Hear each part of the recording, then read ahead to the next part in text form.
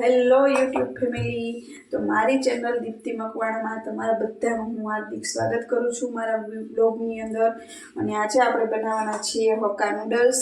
તો નૂડલ્સ બનાવવા માટે જો બધાના પેકેટ મળે જ છે હક્કા નૂડલ્સનું. તે નૂડલ્સનું બાફીને આપણે રાખી દીધું છે અને કોબીજ લઈ લીધું છે, લાંબુ કટિંગ કરેલું પતલું એવું.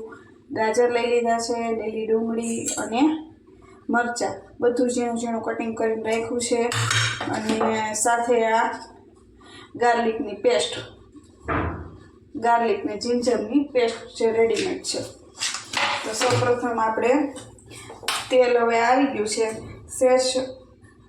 સેજ અમથું જીરું નાખીને જોવાનું કે તેલ પરફેક્ટ આવી ગયું છે. તો હવે આપણે પહેલાં સૌપ્રથમ નાખી દઈએ લીલી ડુંગળી. લાંબી લાંબી પતલી કરી રાખી દીધી હતી આપણે. હવે એની અંદર આપણે મરચાં એડ કરી દઈએ.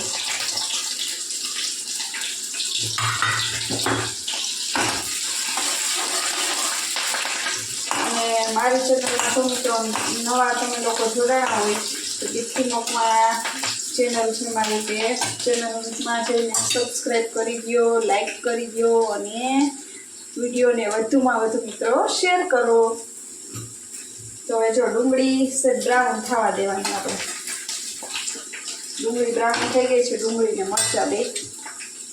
તો આપણી આ રેડીમેડ પેસ્ટ છે તે આપણે એડ કરી દેવાની છે.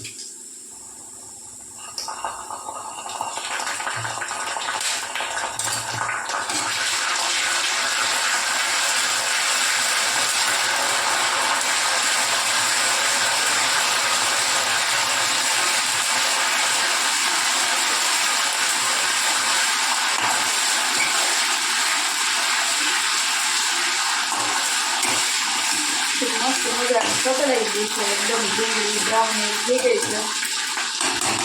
હવે એની અંદર આપણે ગાજર ને કેરી સુધારેલ છે તે એડ કરી દેવાનું.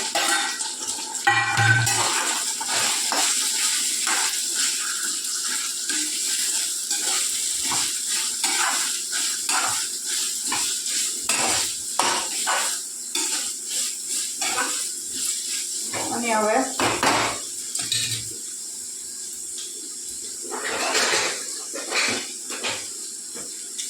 થોડી વાર આપણે સાતળવા દેવાનું. બહુ નથી સાતળવા દેવાનું, લાઈટ એવું. ચાલો મળીએ થોડી વાર પછી. તો મિત્રો જો હવે આપણો કોબીજ સતળાઈ ગયું છે. કોબીજને ગાજર લાઈટ એવું જ સાતળવાનું હતું. સાત જેવું નથી કરવાનું, લાઈટ એવું. હવે આપણે એની અંદર જો નૂડલ્સ પહેલેથી બાફીને રાખ્યું હતું અને એકદમ છૂટું છૂટું તમે જોઈ શકો છો. એ બાફવામાં ખાલી આપણે મીઠું નાખીને જ બાફ્યું હતું. એકદમ છૂટું થયું છે.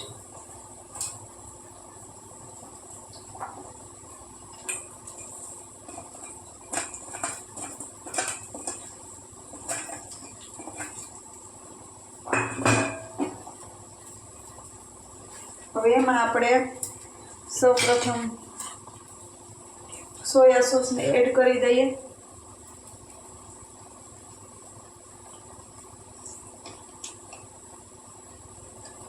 પછી આ છે red chilli sauce.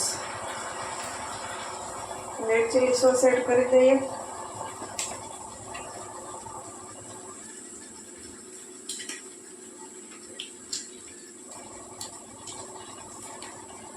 Soya sauce, red chilli sauce અને હવે આપણે હક્કા નૂડલ્સનો જે મસાલો આવે એ મસાલો એડ કરી દેવાનો. બધો મસાલો નાખી જ દેવાનો છે.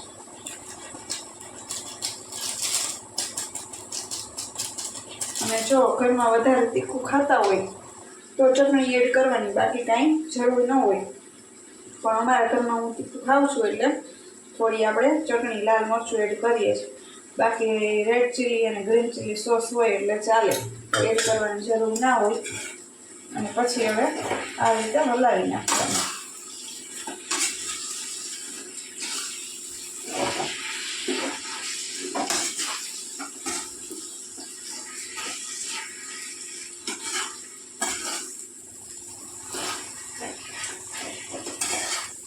જોઈ શકો છો કે એકદમ છૂટું છૂટું બન્યું.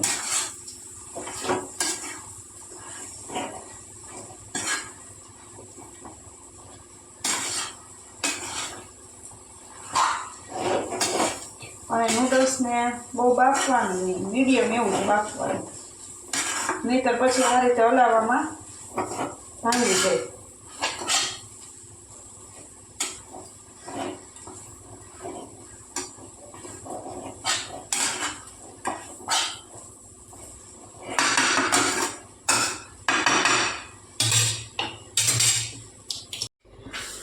ચાલો મિત્રો, આપણું નૂડલ્સ બનીને રેડી છે અને આ વિડીયોને આપણે અહીંયા જ એન્ડ કરીએ.